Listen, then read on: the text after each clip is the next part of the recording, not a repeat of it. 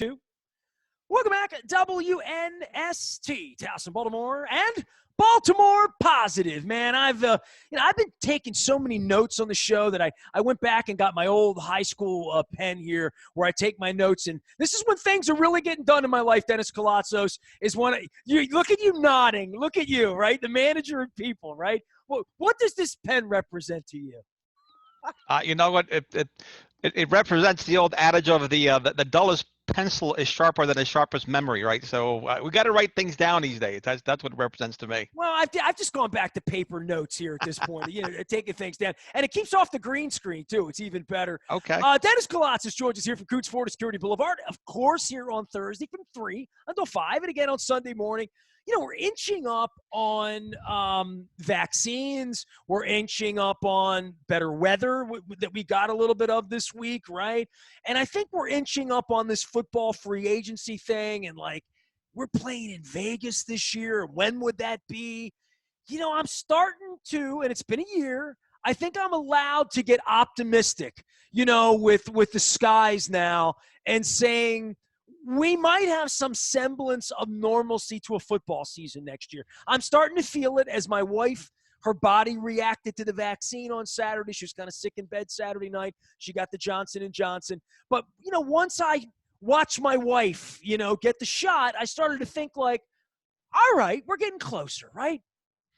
We're getting closer, and look, it's nice when you can go to a venue with a lot of people, right? We're all very social, and we want that home field advantage for the Baltimore Ravens.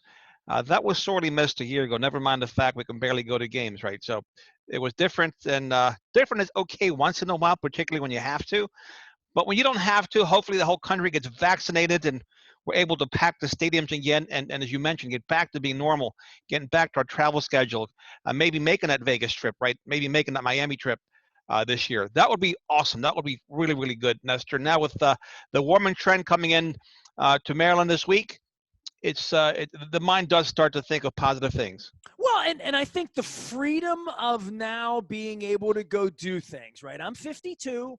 I've talked a lot about this. I've talked a lot about this at Baltimore Positive with folks who aren't sports people, but people like we talked about taking walks in Patterson Park. You and I've talked about fishing, and we did a whole thing on fly fishing. But I'm having these meandering conversations of things I've never done that I want to do, including fishing with you. We're gonna and Tony Tochterman. Roderick's is in on this because I called him last week about an issue. He's another fisherman in my life. One of the only people I've ever gone fishing with. My friend Mike Marlowe is a legitimate fly fishing expert who lived in Montana for a number of years. He's always wanted to go fishing with me. So I may put together something really, really cool because of this. But one thing that's sort of escaped me a little bit is sports. And that's kind of the weirdest emotion ever for me, that, the Terps losing to Penn State and not playing so well, and March Madness, I don't take it the way I used to.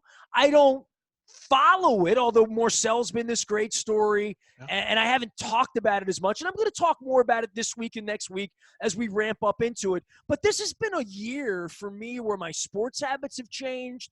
My television habits have changed. My work, my entire brand has changed, right? But there's part of this where I am really looking forward to watching some baseball games and getting a beer and going to a ball game. Now, I want a better team, right? I mean, I want a better experience for all that. But I don't know that I'm done with Terps games or, certainly not done with Ravens games. You, however, have stayed up through television, right? You're still watching WWE, right? Luke is loving it, right?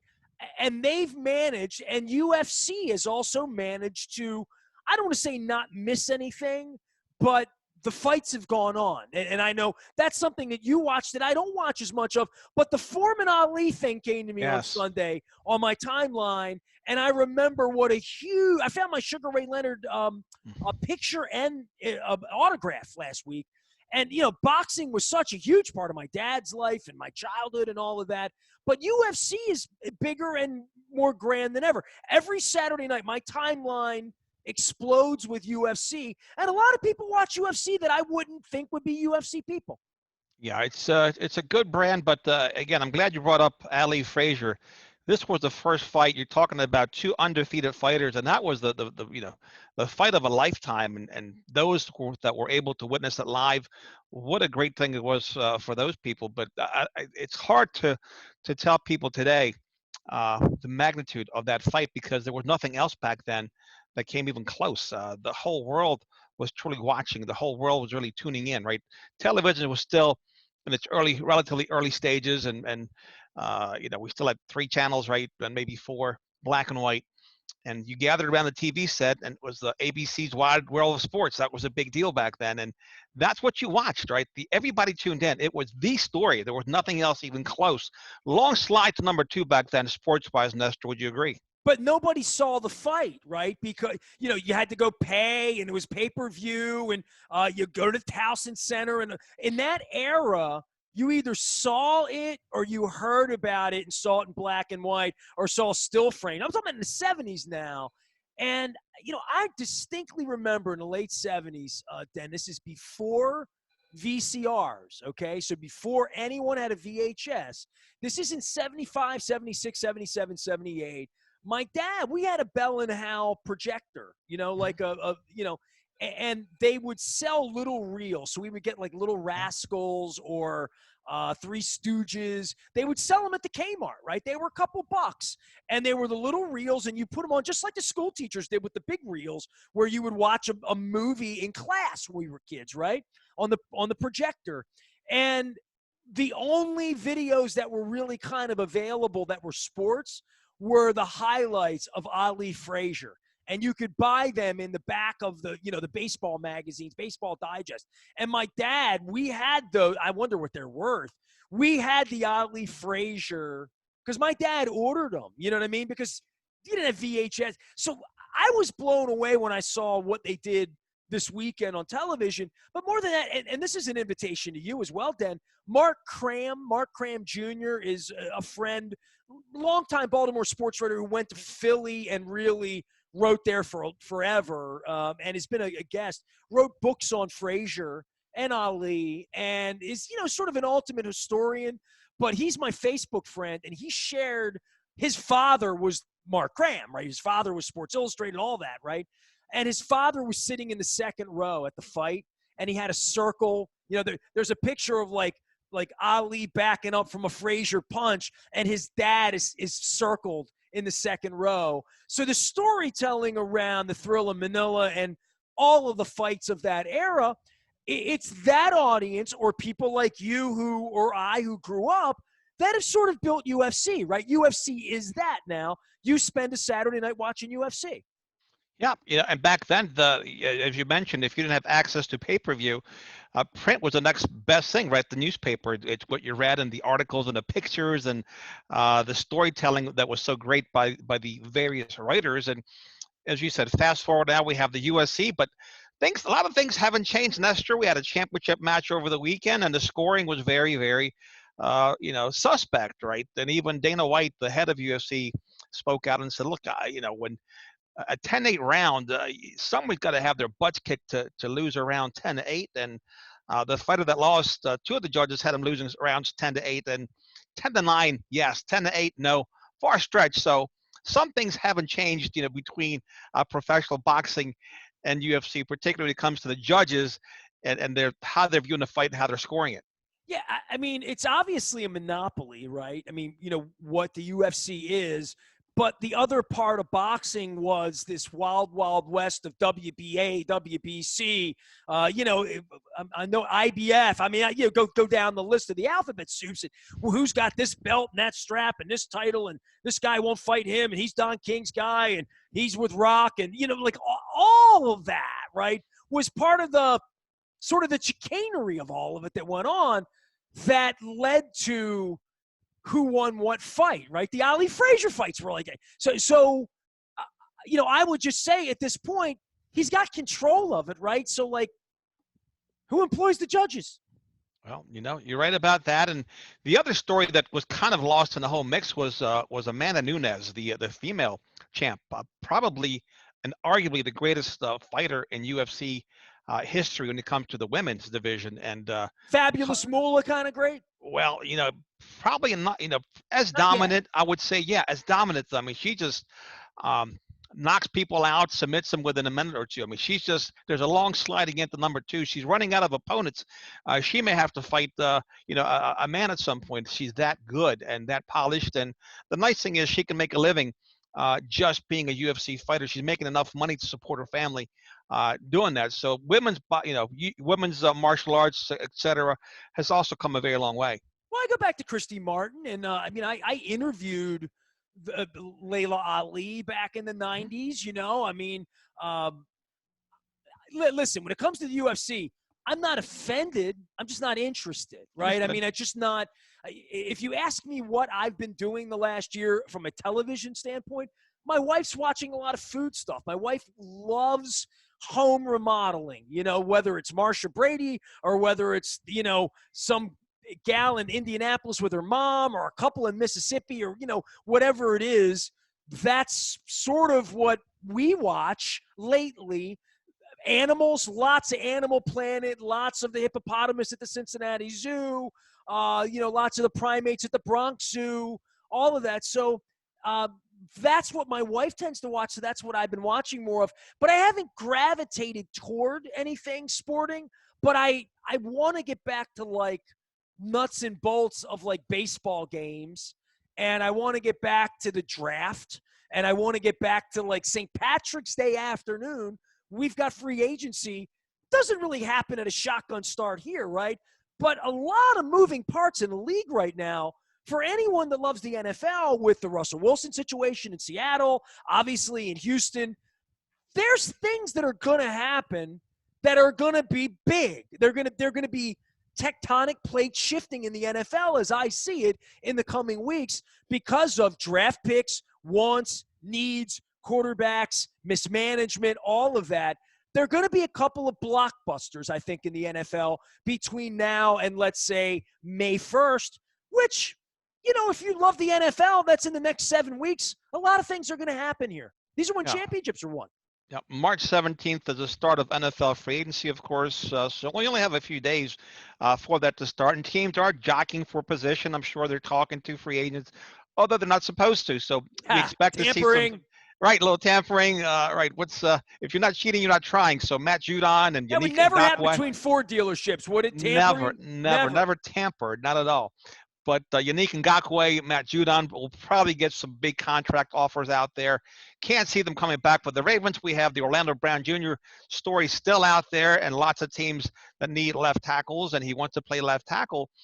Who comes, who goes, and how this team sets itself up before the draft. I know that under Ozzie Newsome, the team, he would try to fill holes before the draft. That way he would never draft for need. Looks like Eric DeCosta's going down the same road. But Eric has shown that he's a little bit more of a gambler than Ozzie was, at least early on during his tenure. So this is a very exciting time to be a Ravens fan. Well, and Harbaugh and Eric DeCosta speaking out this week. You can check that out at BaltimorePositive.com. Luke and I will be on that. Last but not least, if I had a full view of my green screen and my closet that I'm broadcasting nearby here, the closet's empty, and we took down some stuff and put some stuff away, and I had my Oriole jersey, my 11 Aparicio. It was made in 1993, 4, maybe after the All-Star game, but during the strike era, maybe. So I've had it 27 years. This is my 30th year on the radio, so most of my tenure here. At one point I gained so much weight that it didn't fit me, right? I had popped a few buttons in here, and now it fits really nice because I'm back in great shape. And big shout out to my friends at Planet Fitness and Teddy for getting me on the floor and making me work here. But, the Oriole jersey, I'm like, is it going to take a year off? It was like spring cleaning. I'm putting stuff away, right? I'm boxing stuff, and I'm thinking, am I going to keep it out? I'm going to put it away. I put my Skipjacks jersey away. I had worn it a long time. I'm like, you know what? I'll find it a year or 2 or 3 or next year, And I literally took the Oriole jersey, and I thought, if I go to an Oriole game, I'm just not going to wear it this year. I'll wear something else. I have other things. I'll find something new. I'll buy something. I'll borrow something. But I like literally the first time in all the years I broadcast through 7, 8 years that I don't see my Orioles jersey hanging in the closet.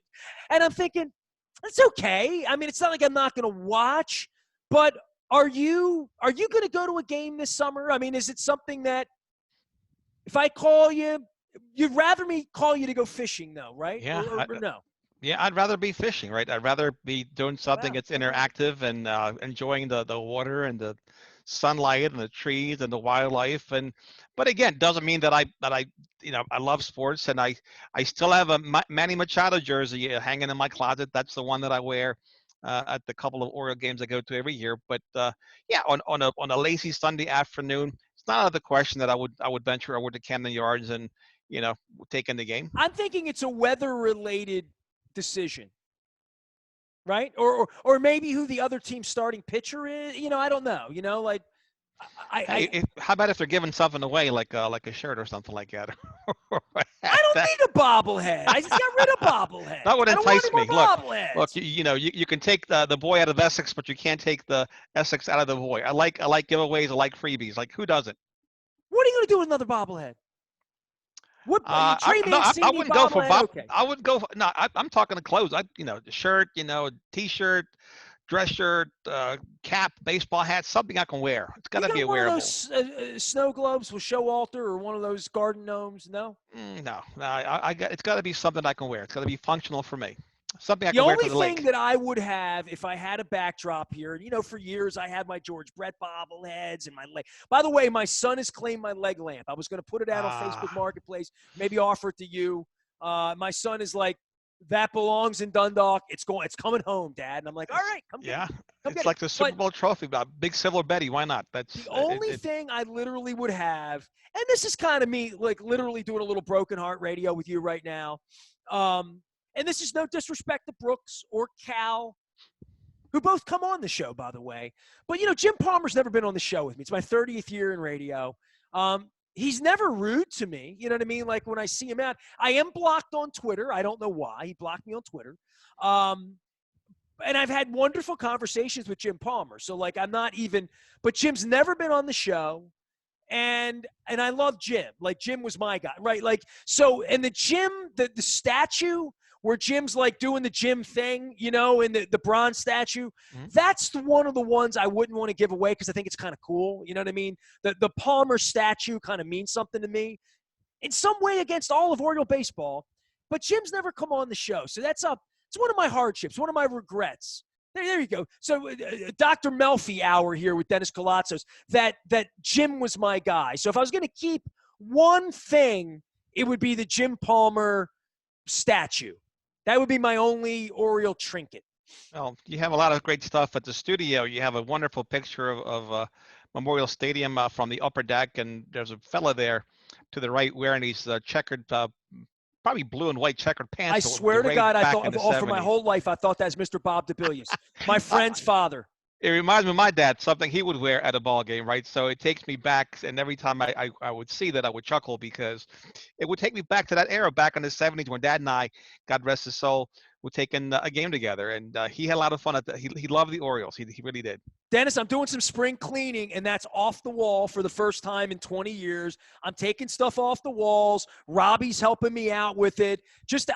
I need to find a home that's not dust for these things, but I am going to have a spring cleaning day. I'm making a big announcement here, right? I'm going to have a day probably next month, maybe into May, socially distanced and safe, of course, where if anybody that wants to come by and get a copy of Purple Rain before I take them to the library – anybody wants to come by and, grab an old hat or sweatshirt or an old book or whatnot, I am doing I need to clean up. It's just time. It's been 22 and a half years out in Towson of people being very kind to me and giving me things and me collecting things and, old things lying around. It's just time. And I want to offer it to folks and just say, but that picture you're talking about, my best friend growing up, Robert DeBillius, his sister Bernadette, and Robert and Steve, all of them, their dad, Mr. Bob, he passed away in the late 80s. We lost him early.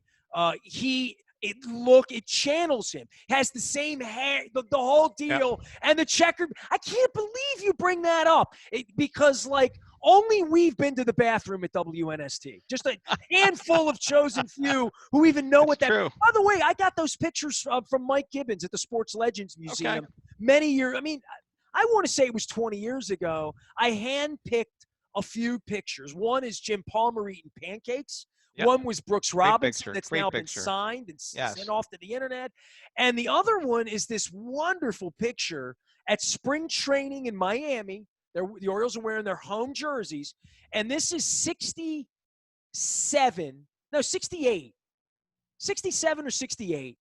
It's Brooks, Louis, Davey Johnson, and Boog reaching the gloves out, that sort of weird, awkward, spring training baseball card picture. And those are the pictures. The other one is the 83 Game 5, the moment that the Orioles win the World Series, and it's Cal and McGregor and Dower and Dempsey. And the reason I picked that picture, Den, was when my dad and I witnessed that. We were at the vet in the upper deck right above where the picture was taken. The picture was taken from the camera well right below where we were from the front of the upper deck. And it's the image that my dad and I had at that moment. And I thought that belonged inside the radio station the last 20 years. So, every one of those pictures was taken. The reason Palmer is front and center is because I loved him that much. You know what I mean? Palmer's my guy. So, Palmer he's never done the show. Yeah, Palmer eating pancakes. That's a very iconic picture, and of course his nickname was Cakes, if I'm not mistaken, because he loved pancakes so much. My friends at Wise Markets and Rob Santoni, my newest sponsor. I called Rob Santoni about this a number of years ago. This is back when his family still had Santonis. He's been at Wise a number of years now, and big thanks. And Dennis, you know what you do for me here with Coons and our relationship. I called Rob Santoni a number of years ago, and you'll really appreciate this. And we may have turned it into a segment on your show. I was my wife will only buy New Hampshire syrup, okay? Because she's from New Hampshire. I dated a girl in 1989. I met her in Buffalo, New York. She was from Vermont. And I spent one weekend with her and her family in Glens Falls, New York, Adirondack area, Rutland, Vermont. They were eating Ben & Jerry's before I'd ever heard of it, right? So it wasn't even in the stores. I went to the original Ben & Jerry's. She was a Vermont girl. She only had Vermont syrup. So if you've never done this time of year, you want to talk about something socially distanced that's incredible, drive up to Vermont, New Hampshire this time of the year when sap's coming out of these maple trees, right? And I love maple syrup. Like I love amber, dark, light, A, double A, triple. It doesn't matter. I love syrup, right? So syrup's something you kind of have on pancakes or waffles, and that's the way you have it, right? So my wife had never had King syrup. Wow. You familiar with this, Dennis? Are you kidding me? For King syrup, I'm familiar with all kinds of syrups, especially King. All right. So I said to my wife, this King syrup, it's not like, I said, you're probably not going to like it. It's really, really thick and gooey. It's kind of like motor oil that's been frozen in time. And I said, my dad, my Venezuelan father, Nestor, rest his soul, on Bank Street, would make me pancakes in the morning. My dad told everybody. My dad worked at Pantry Pride, right? So my dad worked at the supermarket, worked at Mars, which is now Wise, and Pantry Pride, which probably would be Wise anyway, right? So my dad worked at Pantry Pride. That's what he did for a living. And he would make pancakes in the morning, and he would have King syrup. And I said to my wife, you're probably going to hate it, but we got to get it. And Rob Santoni, they stock it at Wise. Rob always makes a point that they sell out of it. They're like, a lot of people in Fullerton love King syrup, okay? So I got a little thing from Rob at Wise, and I brought it home for my wife, and she didn't like it, but it really opened up a conversation about syrup. Now, when you take the King syrup home, do you put it in a bowl of warm water before you serve it or not? Would that change it? It makes a little bit more running. A little bit more watery. It tastes the same. It tastes the same. It just pours out a little bit easier. That's all. it's got a lot of like, I don't know what it has in it. I don't have a taste for it. I don't want to say that I hate it because I don't. It's familiar to me, right? I So like it. therefore, like SpaghettiOs are familiar to me. You know what I mean? It's like the things you ate when you were a kid, right? And it's not like did I ever you ever had Vegemite? Yes. From the what was that one song? Australia, Men at Yeah, Work, the Vegemite sandwich. Vegemite Yes, sandwich. You that ever had Vegemite? got me interested in what it was, and actually had one. Yeah, and Wasn't for me. yeah.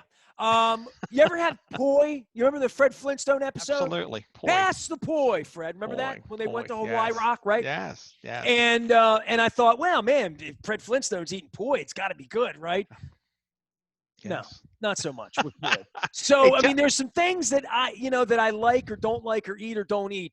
King syrup became a conversation. So I would just say, like, this time of year, you could take in different delights, different delectables, but the Jim Palmer pancake thing, I always looked at that and thought, that's king syrup. yeah, it had to be. You know what? There's a Wise Market across the street from my store that Okay. I've been going to for many years. Did not realize that there was a Santoni tie-in with Wise these days. Never knew that. No, the tie-in is that my dear friend Rob Santoni, when the final Santonis Yeah. in Highlandtown was sold, and his parents have been, Rob's been on the show. His wife, I mean, they've been friends of mine for 30 years. I didn't know that. So I've known them through our kids used to dance together, and so I met See Rob and his that? wife, the whole family. So I'm very familiar with the So Santonis. Rob's parents were my neighbors Okay. for many, many years. And I've known the family forever. I mean, I shopped at Santoni's in Highlandtown as a Sure. kid. So I guess I don't even know. I've known Rob so long, I don't know how I know him, right? But Rob has been managing with Wise since his family sold out of the business. And, I mean, he's a sage about the industry. And there's a lot of Wise connections to Baltimore that I'm going to be bringing forth conversationally over the next year. But Rob is, a primary friend, and, the Mars tie-in with what they've done there and what they represent to Baltimore, but also things like King syrup that they stock that other places don't stock because they don't know about the connection between like Baltimore and my dad serving me King syrup when I was a kid. And all this started because of Jim Palmer ate pancakes. So these conversations meander. Tell them about what you do out of Coons Ford other than shop at Wise across the street. Well, I shop at Wise. I get my King syrup every 2 weeks, so now I know where it comes from. So thank you for enlightening me with a Santoni tie-in. But in fact, you buy a vehicle, I'll buy you a whole case of King syrup. But business is very good. We have the all-new F-150 that's hit the market. It's doing real well for us. The all-new Bronco, and also the all-electric Mach-E. So those three offerings are really driving sales, and we have a ton of pre-owned vehicles on the lot. And thanks to WNST advertising and all the great repeat and referral business that we do, we've been able to remain extremely busy through these trying times. I'm going to get my friend Paul King, whose real name is King, by the way, King Discount Liquors, who's been a sponsor as long as you've been a sponsor. I mean, just incredibly supportive through trying times as well. And I've never even put together King Syrup and King Liquors. So now I got to take that idea to him. There you go. I love syrup, though. So I got to eat. My wife bought a waffle maker a couple weeks ago. We needed to update. Hers was like unsubmersible. That's how old it was. Gotcha. It had 2-prong, So we got a new waffle maker. So there's going to be all sorts of culinary things happening Nice. now that Wise Supermarkets has sponsored us. Part of that is because my wife and I do so much cooking in the kitchen. And so anyway, putting great local people together. I hope we get the shot. Are you on the road to getting the shot, Dennis? Where are we here? I'm on the road. I'm on the list, and I can't wait to get it, right? Sooner than later, I'd like to have the shot. Make a plan. My wife got sick on Saturday. You make a plan after the shot to water up and take care of yourself for a day or two and come back to normal. I will see you on Thursday as we get ready for a weekend. We get ready for free agency. We get ready for the draft and all this other good stuff. And we're going to go to an Oriole game this summer. I need to be, and I'm not going to wear that jersey. I'm going to wear something new. We need to bring in the new. We'll have some brunch featuring King syrup before we go to the game, and we'll do but no that. Vegemite. No Vegemite. No blueberries, bananas, but no Vegemite, right? To complement the pancakes. Maybe some turkey sausage, but we'll make a nice meal out of it for sure. All right. And what's your lamb chop recipe is what I need. Oh, you got it. All right, there he goes. Dennis Stay Koulatsos. well. He's on Recruits Ford Security Boulevard. He will be here on Thursday from 3 until 5, driving you home again on Sunday. We get together and have fun. And if we're talking about King syrup because of Jim Palmer and pancakes, then, hey, at least we're talking about baseball. What can I say? We are WNST.net, AM 1570 Towson, Baltimore. We never stop talking syrup. How many ways could you say syrup? Syrup. Wonder if you syrup. That'd be Southern. My mother would call it syrup. Supper. We are WNST.net, AM 1570 Towson, Baltimore. We never stop talking Baltimore positive.